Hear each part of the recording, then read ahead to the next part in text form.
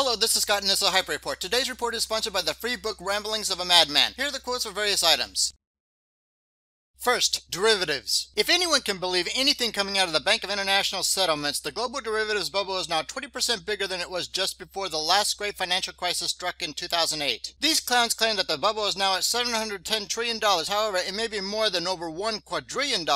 This derivative bubble, which is essentially a side bet, could vaporize thanks to computers within a period of 1 hour.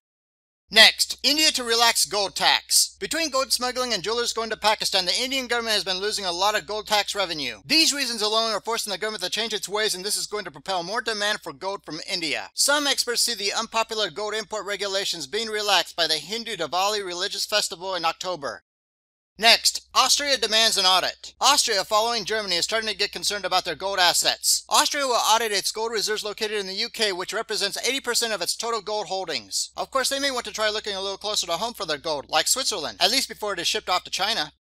Next, wet noodle. Despite the propaganda, the intercepted phone call proves Washington's role in the overthrow of the democratic government of Ukraine. Washington has led their NATO puppets into a cover-up, and any relationship based on lies will not last. With Obama internationally viewed as a wet noodle, there is already fear and anger among allies. Thus, all Putin has to do is to exploit this mess, and it could potentially end NATO. Next, deflation. According to Kyle Bass, China's economy isn't just slowing down, it's contracting. China's banking assets, now totaling over $25 trillion, has grown to over 100% of its GDP in the last 3 years. He goes on to say that deflation is threatening China, and this, along with the basket case of Japan's economy, will cause deflation in the US, which will be a nightmare for the Fed.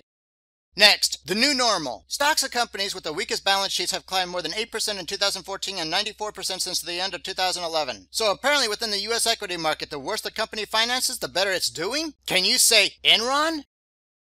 Finally, please prepare now for the escalating economic and social unrest. Good day.